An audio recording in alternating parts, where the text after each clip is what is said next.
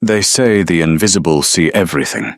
For 3 years, I was just part of the furniture in the O'Malley estate.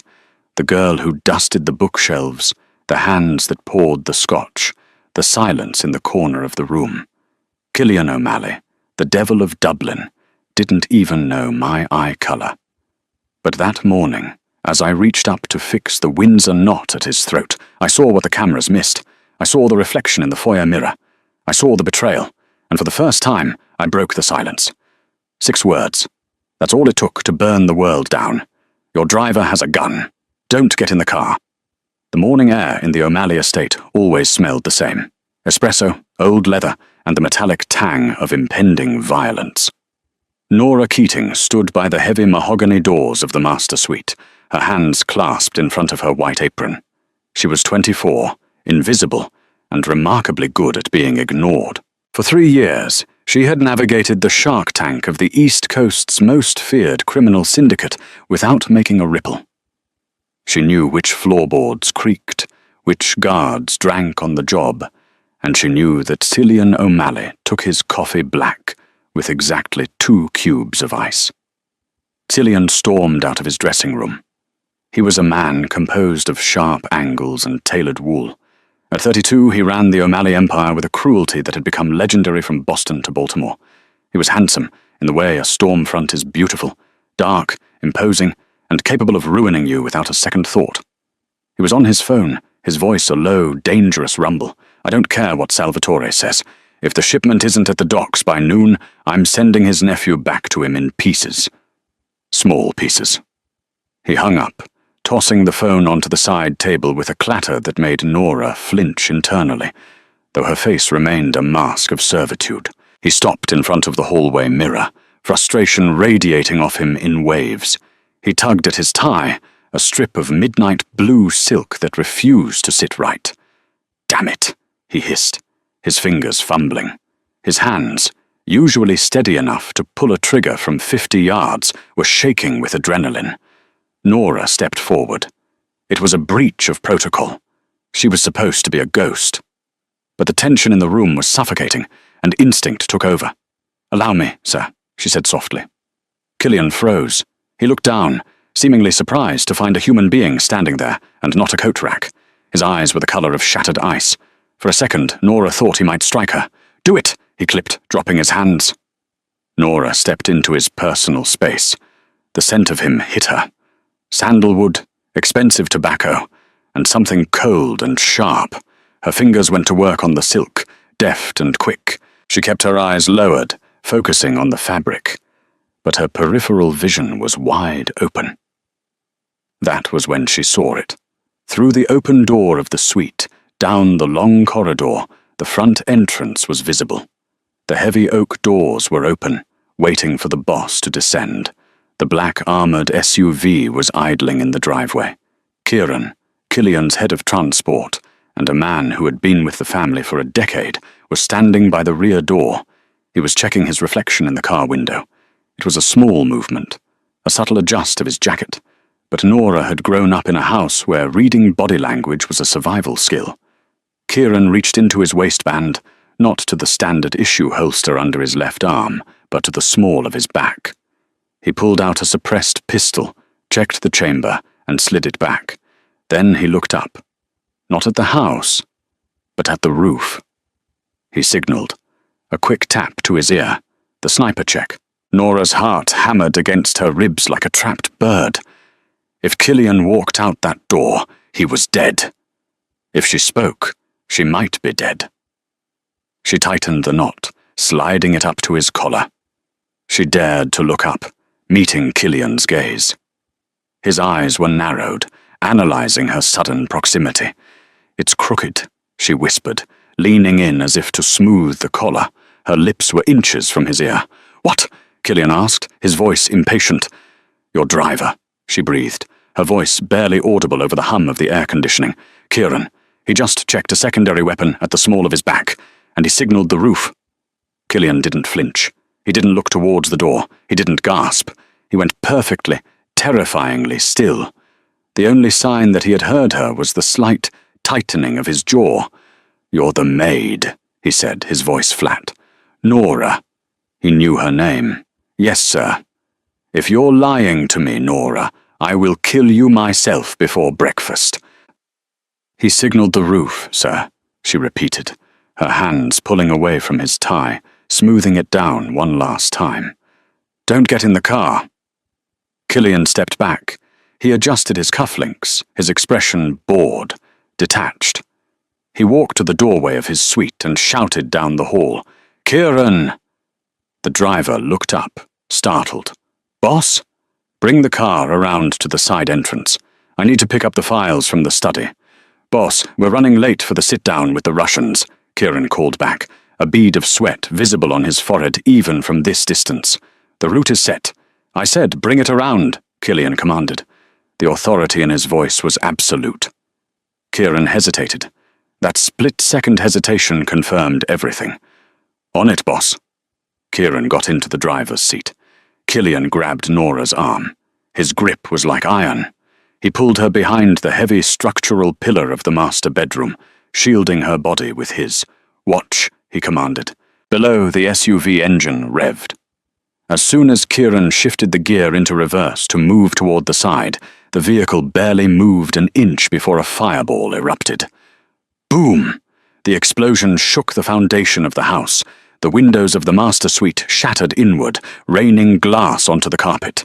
The sound was deafening, a physical blow to the chest. Nora gasped, covering her head, but Cillian didn't move. He stood amidst the falling glass, staring down at the burning wreckage of his armored car. If he had stepped inside, he would be ash. He turned to Nora. The look in his eyes had changed. It wasn't gratitude. It was a dark, predatory curiosity. "Protocol Alpha!" Killian roared into his wrist communicator. "House is compromised. Lockdown!" He looked at Nora, glass shimmering in her hair. "Who are you?" he demanded, pulling a gun from his own waistband. "Because no maid spots an ambush like that." The chaos was immediate. Alarms blared, a high-pitched, rhythmic shrieking that made thinking difficult. "Move!" Killian ordered. He didn't wait for her to comply. He grabbed her wrist again, dragging her towards the back of the suite. "Sir, shut up." He pushed a heavy bookshelf aside, revealing a keypad. He punched in a code, and a section of the wall hissed open. A panic room. Or rather, a panic tunnel. He shoved her inside and followed, the wall sealing shut behind them, muffling the roar of the fire and the shouting guards. The tunnel was dimly lit by LED strips along the floor. It smelled of damp earth and concrete. "Walk," Killian said, the gun trained on her back. "If you stop, I shoot. I just saved your life," Nora said, her voice trembling, but her chin high. "Or you're part of the play," Killian countered, his voice echoing in the narrow space. "Maybe you're the closer, the one meant to finish the job if the bomb failed. If I wanted you dead, I would have let you get in the damn car." "Keep walking." They emerged 5 minutes later in a detached garage, hidden deep in the woods bordering the estate. A nondescript grey sedan sat waiting. Killian threw her into the passenger seat and zip-tied her hands to the door handle before she could blink. He drove like a madman, tearing through the back roads of the Hamptons, putting miles between them and the smoke rising from his estate. He didn't speak for an hour. He drove with one hand on the wheel, the other holding his phone as he barked orders in a mix of English and Gaelic. "Burn the staff records." "No. Trust no one. Declan, meet me at the safe house in Montauk. Bring the kit. We have a guest." Nora stared out the window. Her life as a ghost was over. They arrived at a brutalist concrete structure overlooking the ocean. It looked less like a house and more like a fortress. Killian dragged her inside, cutting the zip tie only to shove her into a steel chair in the middle of a stark living room. He paced in front of her, jacket discarded, sleeves rolled up. The perfectly tied tie, the one she had fixed, was now loose, hanging around his neck like a noose. "Start talking," Killian said. He placed his gun on the table just out of her reach. A test. Full name. Nora Keating. That's the name on your employment file. Checked out by my security team. Clean background. No debt. No family. Just a girl from Queens who needed a job. Killian leaned in, his hands slamming onto the arms of her chair. But normal girls don't know what a check sign looks like. Normal girls don't know that Kieran carries a secondary piece. I observe, Nora said, pressing her back into the chair. It's my job. Your job is to clean toilets and fold sheets. Your job is not to analyze tactical signaling. He reached into his pocket and pulled out a switchblade. He flicked it open. Nora didn't flinch. Kilian paused. You didn't blink. My father, Nora said quietly. He was a gambler. Bad one. When I was a kid, men used to come to the house. I learned to watch their hands. If they touched their belt, I hid under the sink. If they touched their nose, they were bluffing. If they looked at the door, they were leaving.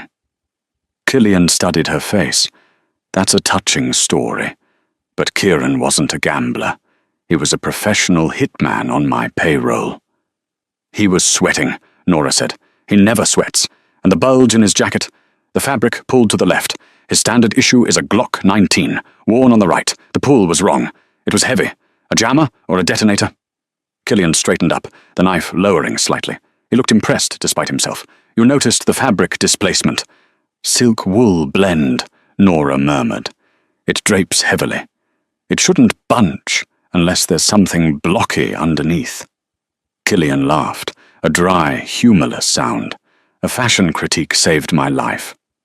The door to the safe house burst open. Nora jumped, but Kilian remained calm. A massive man walked in. Declan, Kilian's second in command. He looked like he was carved out of granite. Boss, Declan grunted. Estate is secure. 3 dead. Kieran is unrecognizable. But we found his phone. And 1 outgoing text sent 2 minutes before the blast. Declan looked at Nora, then back to Kilian. It went to a burner number, but the trace is interesting. It pinged off a tower in Little Italy. Kilian's face darkened. The Russos. Or someone trying to look like the Russos, Declan added. Boss, we have a problem. The security logs for the past week were wiped, from the inside. Kilian turned his gaze back to Nora, who had access to the server room. Only you, me, and the head of security, Declan said. And the cleaning staff, Kilian whispered. He looked at Nora. You clean the server room on Tuesdays. Nora's blood ran cold. I just dust the vents. I don't touch the computers. Declan, Kilian said, his voice void of emotion. Give me the pliers. No, Nora shouted, struggling against the chair. I didn't touch your servers. Check the keycard logs. I go in, I stay for 10 minutes. I leave. I'm not a hacker. Kilian took the pliers from Declan. He walked toward her slowly. You're right, Kilian said softly. You're not a hacker. You're too observant to be just a hacker. You're a spy. I'm not. Then prove it, Kilian snapped. Tell me something about Declan right now that a maid shouldn't know. Prove your powers of observation are real, and not just intel fed to you by my enemies. Nora looked at Declan. She scanned him frantically. The giant man stood stoically, arms crossed. His left boot, Nora gasped. The sole is worn down more than the right. He had a limp recently, an injury he's hiding, and he smells like peppermint and gun oil. But under that, cheap vanilla perfume. Declan stiffened. He's seeing someone, Nora rushed on. Someone he shouldn't be, because he checks his watch every time you mention the South Sector. That's where she lives. The vanilla. It's sweet nothings, a drugstore brand. He's dating a civilian, or a pro. The room went silent. Kilian looked at Declan. Declan's face turned a shade of crimson. Boss, it's not. Is she right? Kilian asked, his voice lethal. Declan looked down. It's the waitress at the diner on 4th. It's nothing, Kilian. Kilian dropped the pliers. He looked at Nora with a newfound respect, and something else. Wariness. You're dangerous, Nora Keating, Kilian said, and right now you're the only person in this room I haven't caught lying to me yet. The sun had set, casting the safe house in long, bruised shadows. The atmosphere was brittle. Kilian sat by the window, watching the dark road. Declan had been sent away to fix his loose end with the waitress, leaving Kilian and Nora alone. Nora was no longer tied up, but she knew she was still a prisoner. She sat on the sofa, nursing a glass of water, watching Kilian. He had shed the suit jacket. The white shirt was unbuttoned at the top, sleeves rolled up to reveal forearms corded with muscle and covered in faint scars. "Why are you still here?" Killian asked without turning around. "Because you have men with guns at the gate," Nora replied dryly. "I mean, why at the estate? With your skill set, you could have been working for the FBI, or a rival family. Why scrub floors?" Nora looked into a glass. "Invisibility is a shield, Mr. O'Malley. When you're a maid, no one looks at you. They look through you. I needed to disappear." "From who?" Nora hesitated. "My ex-husband. He's a bad man." "I'm a bad man, Nora. And you're sitting in my living room." "He's different. He's a cop, a dirty one." Killian turned to face her. "Name? Detective Arthur Lowe, NYPD Vice." Killian's eyes widened slightly. "Lowe, the man who seized my shipment in the Bronx last year?" "He has a temper," Nora said, her voice dropping. "I left him 3 years ago. I changed my name. I took the job at your estate because it was the one place the police couldn't get into without a warrant. You were my protection." Killian laughed, shaking his head. "You used the leader of the Irish Mafia as a domestic abuse shelter. That is bold. It worked. Until this morning." Killian walked over to the minibar and poured himself a whiskey. He poured a second one and handed it to her. "Drink. You'll need it." "Why?" "Because if the Russos tried to kill me, it means they think I'm weak. They think I'm distracted. They're coming for everything. And since you saved me, they'll assume you're an asset. They'll come for you too." As if on cue, the lights in the safe house flickered and died. Total darkness swallowed the room. "Get down!" Killian roared. Glass shattered as a barrage of automatic gunfire raked the front of the house. Killian tackled Nora off the sofa, covering her body with his as bullets chewed up the drywall where she had been sitting seconds ago. "They found us!" Killian cursed, crawling toward his duffel bag. "Declan must have been followed, or he sold you out," Nora whispered, adrenaline spiking her voice. "Grab the bag," Killian ordered, ignoring her comment. "Kitchen, back exit, now!" They scrambled on hands and knees. The noise was deafening. Suppressed fire thwip thwip thwip, tearing through the expensive furniture. They reached the kitchen. Killian kicked the back door open but stopped. A red laser dot appeared on his chest. He slammed the door shut just as a bullet punched a hole through the wood. "Sniper cover!" he yelled. "We're pinned!" "The basement," Nora said. "There's a coal chute. I saw it on the blueprints when I cleaned the library. You cleaned the library of my main house. This is a safe house." "Rich people build houses the same way," Nora yelled back. "The architect was the same. I saw the signature on the cornerstone. There's a coal chute in the east corner." Killian looked at her, bewildered. "You are the most terrifying maid in existence. Less talking, more running." They ran to the pantry door. Killian fired 3 shots blindly into the living room to provide cover fire, then followed Nora down the narrow wooden stairs into the pitch-black basement. Nora didn't need light. She felt her way along the wall, counting steps. "Here." She found the latch. It was rusted. "Help me!" Killian holstered his weapon and grabbed the wheel of the chute door. With a grunt of exertion, he wrenched it open. Moonlight spilled in. "Go," he said, boosting her up. Nora scrambled through the narrow opening, spilling out onto the wet grass of the backyard. She reached down, grabbing Killian's hand. He was heavy, but adrenaline gave her strength. She pulled him up. They were in the woods behind the house. Behind them, flashlights were sweeping the rooms they had just fled. "My car is gone," Killian said, looking at the driveway where the sedan was now riddled with holes. "We walk," Nora said. "The highway is 2 miles west. You know the geography of Montauk, too? I read maps when I'm bored." They began to run through the underbrush. Killian was breathing hard, not from exhaustion, but from fury. "When I find out who gave up this location—" "It wasn't Declan," Nora said, ducking under a branch. "Stop defending him." "I'm not. But the shooter, the timing, they cut the power first. That's military, private contractors. Declan is a thug. This is precise. This is an orchestrated coup," Killian finished. He stopped, grabbing her arm to steady her as they slid down a muddy embankment. For a moment, they were pressed together against a tree, hiding from a sweeping spotlight of a helicopter overhead. "A helicopter?" Nora whispered. "Since when do rival families have air support?" "They don't," Killian said, his face grim. "That's not the Russos." He looked at Nora. "That's a police chopper, but it's running dark. No lights except the search spot." Nora's eyes went wide. "Arthur." "Your ex-husband isn't just a dirty cop, Nora," Killian said, realizing the full scope of the nightmare. "He's working with whoever wants to take my territory.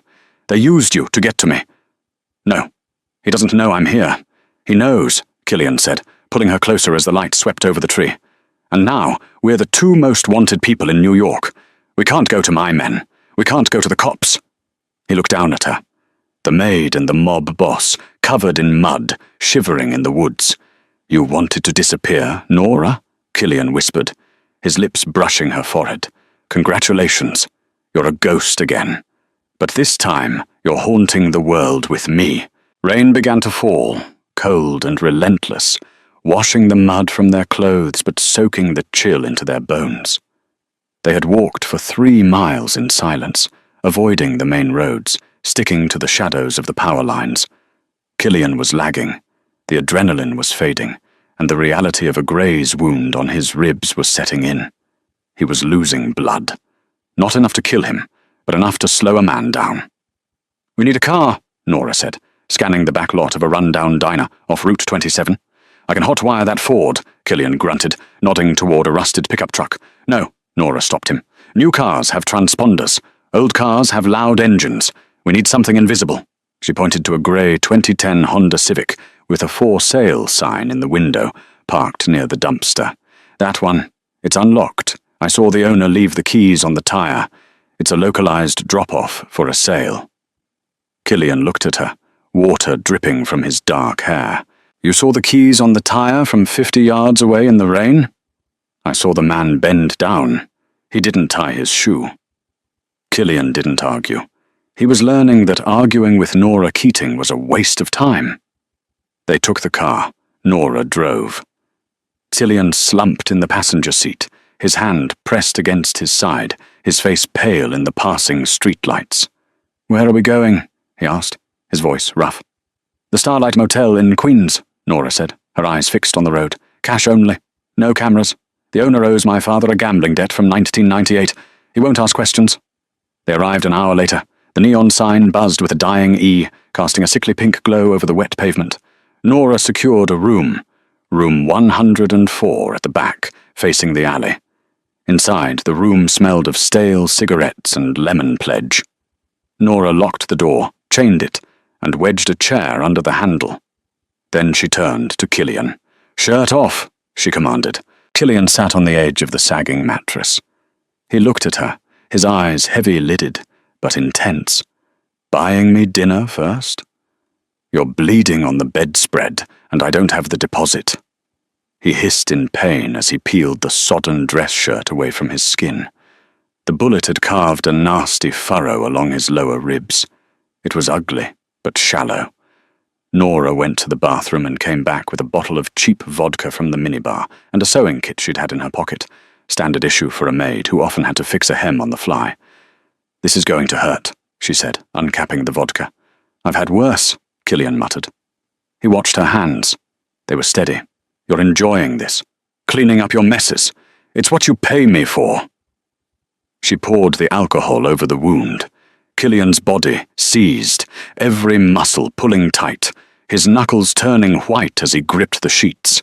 He didn't make a sound, just a sharp intake of breath through his nose. Nora threaded the needle. She moved in close, kneeling between his legs to get a better angle. The proximity was sudden and overwhelming. She could feel the heat radiating off him. "You said your husband, Arthur, is working with my enemies," Killian said, his voice low, trying to distract himself from the needle piercing his skin. "Why?" "Because he's greedy," Nora said, stitching carefully, "and because he hates that I got away.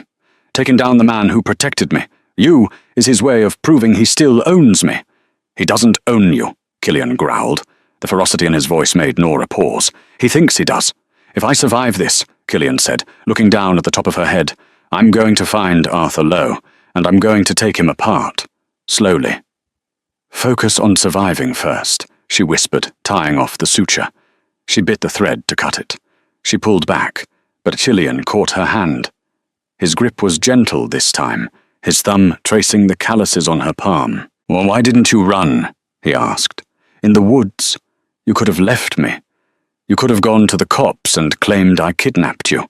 I told you I don't run anymore. Nora met his gaze. The air in the room grew heavy, charged with the electricity of two people who had just cheated death. And besides, you're the only person who ever looked at me and saw something worth saving. Killian leaned in. The distance between them vanished. He smelled of rain, vodka, and copper blood. His hand moved to the back of her neck, his fingers tangling in her damp hair. Nora, he breathed, his voice a low rumble against her lips. He kissed her. It wasn't the kiss of a gentleman. It was the kiss of a man who was used to taking what he wanted, desperate and consuming. Nora froze for a split second, then melted into it, her hands clutching his bare shoulders. It was a collision of fear and desire, a release of 3 years of silence. He pulled her onto the bed, careful of his side, his body covering hers. For a moment, the war outside didn't exist. There was only the heat of the motel room and the man who was supposed to be her boss, now unraveling in her arms. But before it could go further, Killian pulled back, breathing hard, his forehead resting against hers. We can't, he whispered, regret thick in his voice. Not here. Not while they're hunting us. I won't be distracted. I need you sharp.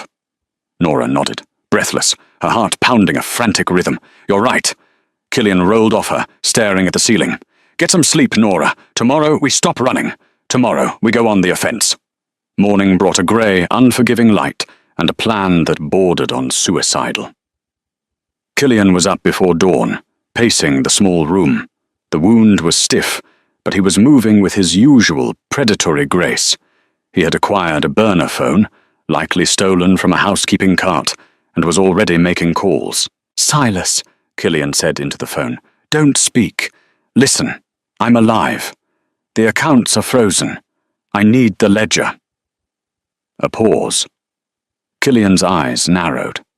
I don't care if the feds are watching the bank. I'm not going to the bank. I'm going to the charity gala at the Pierre Hotel tonight. I know the Russos will be there. I know Arthur will be working security detail. Bring the key to the suite, room 412. He hung up and crushed the phone under his boot. Nora sat up, rubbing sleep from her eyes. The Pierre? Killian. That's the most public venue in the city. Every crime family in the tri-state area uses that gala as neutral ground. Exactly, Killian turned to her, a wicked grin spreading across his face. It was the smile of the devil of Dublin. They think I'm dead, Nora, or running. They won't expect me to walk through the front door in a tuxedo. And what am I supposed to do? Killian looked her up and down. You? You're going to be the distraction.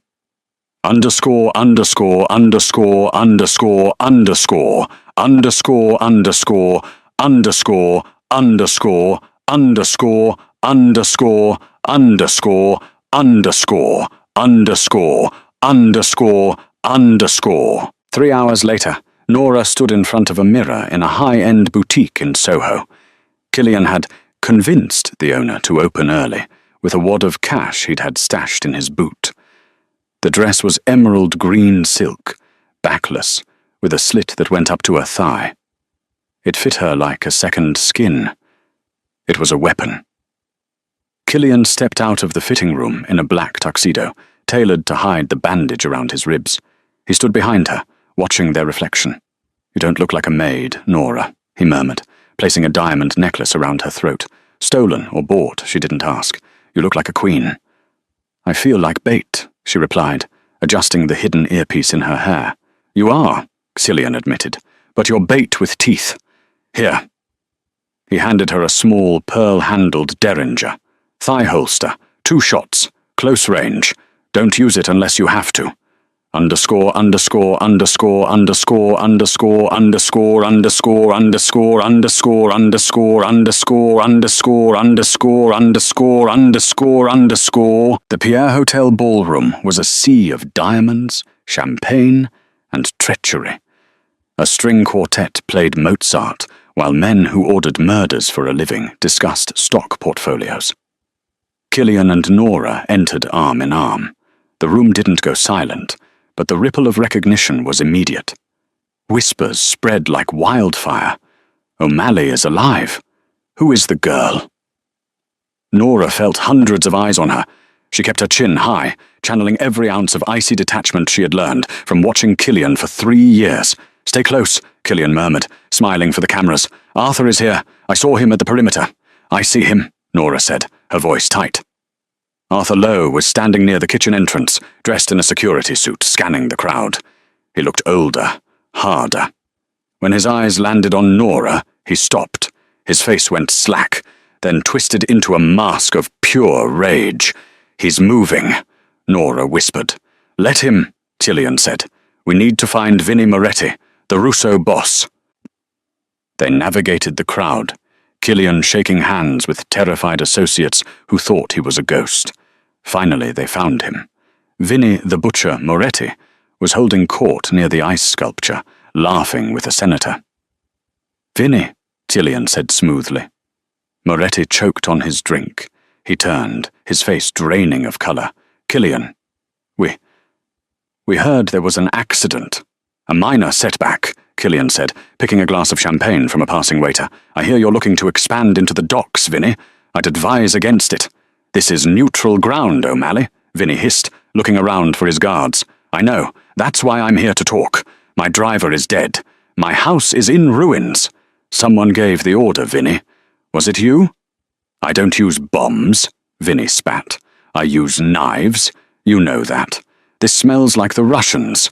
Or an inside job." Suddenly, Killian's earpiece crackled. It was Silas, his lawyer. "Boss, I'm in the suite. I have the files. But you need to get up here. Now. There's something in the ledger you need to see. It's not the Russos. It's family." Killian froze. "Family? Just get up here." "Nora," Killian said, grabbing her elbow. "Plan B. We're going upstairs." "Killian, Arthur is cutting through the crowd. He's got 3 men with him. Go to the elevator. I'll intercept." "No," Nora said firmly. "We stick together." She grabbed a heavy silver tray from a passing waiter's hands and, without breaking stride, hurled it into the path of Arthur's men. The crash of glasses created chaos. Screams erupted. "Run!" Nora yelled. They bolted for the service elevators. Killian slammed the button. The doors began to slide shut, just as Arthur burst through the crowd, gun drawn. Neutral ground be damned. "Nora!" Arthur screamed, his face red with exertion. "You think you can leave me for him? He's a monster!" "He's a better man than you'll ever be," Nora shouted back as the doors sealed. The elevator shot upward. Killian looked at her, breathless, a wild grin on his face. "You threw a tray of champagne at a federal agent." "It was cheap champagne," she panted. The elevator dinged at the 4th floor. They drew their weapons, Killian his silenced Glock, Nora her small pistol. They moved down the hallway to room 412. The door was ajar. Killian signaled Nora to stay back. He kicked the door open and swept the room. "Clear!" But it wasn't clear. Silas the lawyer was sitting in the armchair facing the door. He was dead. A single clean shot to the forehead. On the desk next to him sat a laptop, open, and on the screen was a live video feed. It was a feed of Killian's own security room, back at the estate. A voice came from the laptop speakers. Digital, distorted. "Hello, brother." Killian lowered his gun, his face turning ashen. "That's impossible." "Who is it?" Nora asked, stepping forward, looking at the screen. "My brother," Killian whispered. "Liam. He died 5 years ago. I buried him." "You buried an empty coffin, Killian," the voice on the laptop sneered. "And now I'm coming to take back the kingdom you stole from me. The bomb was just a knock on the door." The feed cut to black. Sirens wailed from the street below. They were trapped in a hotel room with a dead body, framed for murder, while a ghost from the past was orchestrating their destruction. Killian looked at Nora. The arrogance was gone. In its place was something Nora had never seen in him before: fear. "We have to go," Nora said, grabbing his hand. "Now." "Where?" Killian asked, staring at his dead lawyer. "There is nowhere left." "Yes, there is," Nora said, pulling him towards the window that led to the fire escape. "We go to the one place a dead man won't look." "And where is that?" Nora kicked the window latch open, the wind from the city howling in. "We're going to my mother's house in the Bronx." The Bronx at 2 a.m. was a symphony of distant sirens and barking dogs. It was a world away from the manicured silence of the Hamptons or the polished veneer of the Pierre Hotel. Nora led Killian through the back alley of a row of brick, semi-detached houses. They were soaked, shivering, and covered in soot from the fire escape descent. Nora stopped at a green door with peeling paint. She didn't knock. She reached under a flower pot, found a key, and turned the lock. "Shoes off," she whispered as they stepped into the warm, dimly lit kitchen. "If you wake her up, you deal with her." Killian O'Malley, the man who made grown men weep for mercy, looked around the cramped kitchen with genuine trepidation. "Who?" "My mother." They didn't make it past the refrigerator before the overhead light snapped on. Sitting at the small circular table, a cigarette burning in an ashtray, was a woman in a floral housecoat. She had Nora's eyes and a face carved from granite. A shotgun rested casually across her lap. "You're late, Nora," the woman said, her voice like gravel. She shifted her gaze to Killian. "And you brought a stray in a tuxedo." "Mum, put the gun down," Nora said, collapsing into a chair. "This is Killian, my boss. The one the news says blew up his own house." Maura Keating took a drag of her cigarette. He looked smaller in person. "Mrs. Keating," Killian began, stepping forward with his hands raised, "I assure you—" "Sit down," Maura commanded, kicking a chair out. "You look like hell. I'll make tea. If the cops come, you're in the attic. If the Italians come, you're in the basement." For the next hour, the most feared crime lord in New York sat at a formica table in the Bronx, drinking Barry's tea and eating soda bread, while Nora's mother cleaned and redressed his wound. "It's a clean shot," Maura muttered, taping gauze over his ribs. "You're lucky. Arthur used to shoot worse than this when he was drunk." Killian froze. "You knew Arthur?" "I hated him," Maura said, her eyes flashing. "But Nora, she thought she could fix him, just like she thinks she can fix you." Nora slammed her mug down. "I am not fixing him, Mum. I am saving his life. There's a difference." "Is there?" Maura looked at Killian. "My daughter has a habit of finding broken things and bleeding herself dry to put them back together. Don't you dare let her bleed for you." Killian looked at Nora. She was exhausted, her hair messy, wearing one of her old, oversized hoodies she'd pulled from a closet. She looked vulnerable, yet utterly invincible. "I intend to do the bleeding, Mrs. Keating," Killian said quietly. Maura held his gaze for a long moment, then nodded. "Good. Now, the laptop. You said there was a feed?" Killian pulled the stolen laptop from his bag. He opened it on the kitchen table. The video feed from the hotel room was gone, replaced by static. But Killian brought up the cached image of the room where the broadcast had originated. "I know this room," Killian said, squinting at the screen. "Stone walls, high arches, no windows." "It looks like a church," Nora said, leaning over his shoulder. "No," Maura interrupted, pointing a calloused finger at the corner of the screen. "Look at the floor. That's not stone. That's industrial tiling. And that symbol on the wall, the faint one behind the chair?" Killian zoomed in. It was a faded cross, but stylized. "St. Jude S," Killian whispered, the blood draining from his face. "The old orphanage in Hell's Kitchen. My father bought the building in the 90s to launder money through charitable donations. It's been condemned for 10 years. "Why would Liam be there?" Nora asked.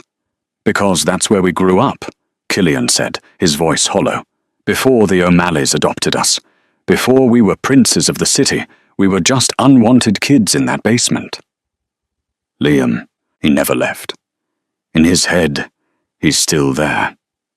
Cillian stood up, the pain in his ribs forgotten. The realization hit him with the force of a physical blow. He's not just taking my empire, Nora. He's rewriting our history. He wants to end it where it began. We need weapons, Nora said, standing up with him. We can't walk into a condemned building with a derringer and a prayer. Mora stood up and walked to the pantry. She pushed aside a stack of canned beans and pulled a false panel from the wall. Behind it lay a small arsenal. 2 Glock 17s, a pump-action shotgun, and a box of flashbangs.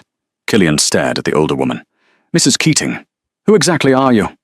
Mora racked the slide of the shotgun. I was a union rep for the dock workers in the 80s, son. You learn a few things about leverage. She handed the Glocks to Cillian and Nora. Go, Mora said. Take my car. It's the beat-up Camry out front. Arthur knows this house. He'll be here soon. I'll hold him off. Mum, no, Nora cried. Go, Mora barked. I've dealt with Arthur Lowe before. I'll be fine. You two have a ghost to bust. Cillian looked at Mora with profound respect. I will repay this debt. Repay it by keeping her alive, Mora said. They ran out into the rainy night. As they sped away in the battered Camry, Cillian looked at Nora. Your family is intense. Welcome to the Bronx, Nora said, checking the magazine of her gun. Now drive. We have a brother to kill. St. Jude's orphanage loomed against the skyline like a rotting tooth. The windows were boarded up, graffiti scarring the brickwork. Rain lashed against the roof, masking the sound of their approach. Cillian parked the car 2 blocks away. They moved through the shadows, scaling the perimeter fence. The courtyard was overgrown, filled with the rusting skeletons of playground equipment. There are sentries, Nora whispered, spotting the glow of a cigarette in the bell tower. 2 on the roof, 1 at the main gate. We go through the coal chute, Cillian said. Nora looked at him, a small smile touching her lips. You learned. I had a good teacher. They slipped into the basement, the air thick with mold and decay. Cillian moved with a cold, lethal focus. He was no longer the businessman in the suit. He was the predator returning to his territory. They cleared the lower level, taking out 2 guards with silent, efficient takedowns. Nora moved like smoke, her breathing steady. She was terrified, but she channeled the fear into hyper-awareness. They reached the heavy oak doors of the main chapel. Voices drifted from inside. He's not coming, Liam, Arthur's voice echoed. He's running. He's halfway to Mexico by now. He'll come, a second voice replied. It was raspy, broken, yet terrifyingly familiar. Cillian has a hero complex. He thinks he's the savior. He saved me once. Remember? Cillian kicked the doors open. The chapel was lit by hundreds of candles. In the center, sitting on a makeshift throne made of old pews, sat Liam O'Malley. He looked like a distorted reflection of Cillian. The same dark hair, but wild and unkempt. The same sharp jaw, but covered in scars. Half his face was marred by burn tissue, the result of the accident 5 years ago that was supposed to have killed him. Arthur Lowe stood beside him, holding an assault rifle. Hello, brother, Liam smiled. The skin around his burn tightened grotesquely. You look good. Being king suits you. Liam, Cillian said, stepping into the aisle. His gun lowered but ready. End this. Let the girl go. This is between us. The girl? Liam laughed. He looked at Nora, who was aiming her gun at Arthur. Ah, the maid. The one who saw the tie. You have good eyes, darling. Shame you won't be using them much longer. Arthur, Nora said, her voice steady. Walk away. He's going to kill you too. You're a loose end. I'm a partner, Arthur shouted, his eyes manic. We're splitting the territory. I get the ports, he gets the city. And I get you, Nora. Back where you belong. She belongs to no one, Cillian snarled. Sentimental, Liam tutted. You were always soft, Cillian. That's why Father favored me. Until I made a mistake.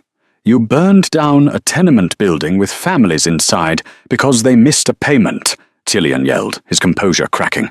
That wasn't a mistake, Liam. It was a massacre. I didn't kill you because I couldn't pull the trigger on my own blood. I sent you away to get help. You sent me to rot, Liam screamed, standing up.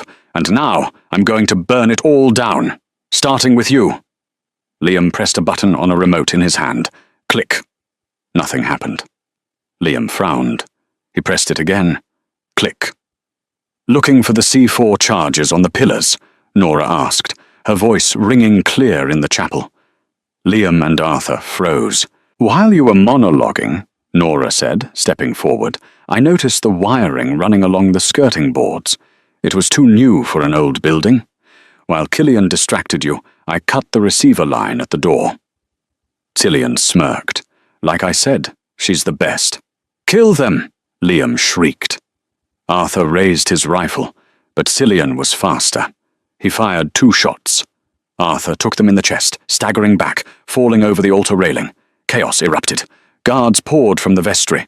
Cillian dove behind a pew, returning fire. Nora rolled toward the side aisle, using the stone pillars as cover. Cover me! Cillian yelled. Nora popped up, firing with terrifying accuracy, suppressing the guards on the balcony. Cillian sprinted down the center aisle, vaulting over the debris, heading straight for Liam. Liam pulled a jagged knife from his belt, his favorite weapon. He lunged at Cillian. They crashed into the altar, knocking over candles. The dry wood of the old pews caught fire instantly. The chapel began to fill with smoke. It was a brawl, brutal and ugly. Liam fought with the strength of the insane, slashing at Cillian's face. Cillian blocked, grunting as the blade sliced his forearm. He headbutted Liam, shattering his nose, but Liam just laughed, blood spraying. We die together, brother! Liam screamed, tackling Cillian into the growing flames. Nora, get out! Cillian roared, struggling to hold Liam back. No, Nora shouted. She saw Arthur's fallen rifle. She scrambled for it, sliding across the floor. She raised the weapon. The smoke was thick. She couldn't get a clean shot without hitting Cillian. Cillian, move! Cillian kicked Liam in the chest, creating a foot of separation. Bang! Nora fired a single shot. Liam jerked. He looked down at the hole in his chest. He looked at Nora, then at Cillian. A look of genuine surprise crossed his face. The Maid! He gurgled. He collapsed backward into the fire. Cillian scrambled away from the flames, coughing. He looked at the burning body of his brother. There was no time for mourning. The fire was climbing the walls, consuming the old orphanage. He ran to Nora. She dropped the rifle, her hands shaking. Arthur? She asked. Cillian checked the body behind the altar.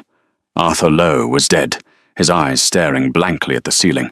It's over, Cillian said.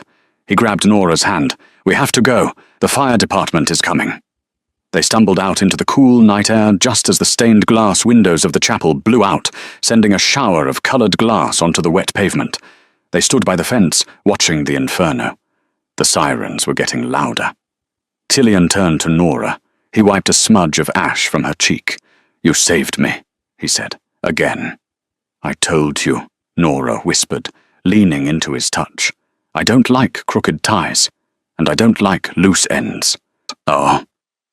Cillian pulled her into him, kissing her fiercely against the backdrop of the burning past.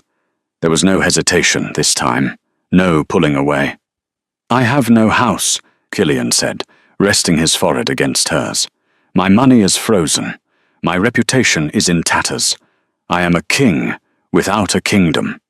Nora looked at him, her eyes shining in the firelight. Then we build a new one, she said, together. The skyline of Manhattan glittered like a diamond necklace. In the penthouse of the newly constructed O'Malley Tower, the air smelled of expensive perfume and fresh ink. Nora Keating walked into the office. She wasn't wearing a maid's uniform. She was wearing a tailored white suit that cost more than her mother's house. She placed a file on the massive ebony desk. The merger with the Asian syndicates is complete, she said, and the shipping routes are secure. No contraband. Just legitimate trade. Mostly. Cillian turned his chair around. He looked tired but content.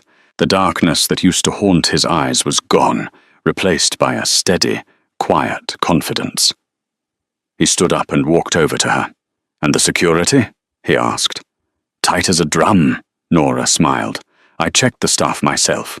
No hidden weapons, no secret radios, and definitely no crooked ties." Killian reached out, adjusting the collar of her blouse. His fingers lingered on her skin. "You know," he murmured, "I'm thinking of firing my head of operations." "Oh?" Nora raised an eyebrow. "Why is that?" "Because," Killian said, leaning down to kiss her, "I want to make her my wife instead." Nora laughed, a sound that was light and free.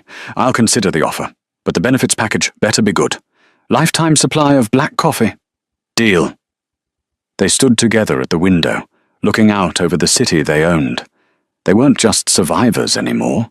They were partners, the Devil of Dublin and the Queen of Queens, and somewhere in the Bronx, Maura Keating was sitting on her porch, drinking tea, smiling as she read the newspaper headline, "O'Malley Empire Goes Legit, a New Era."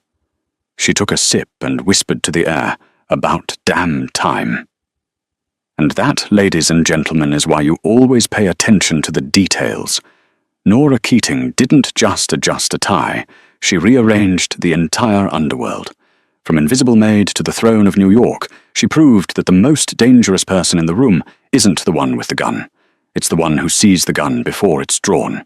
If you enjoyed this twisty ride of betrayal, romance and revenge, smash that like button and subscribe. We release new stories every week. Let me know in the comments. Would you have spotted the driver's gun, or would you have gotten in the car? Until next time, keep your eyes open.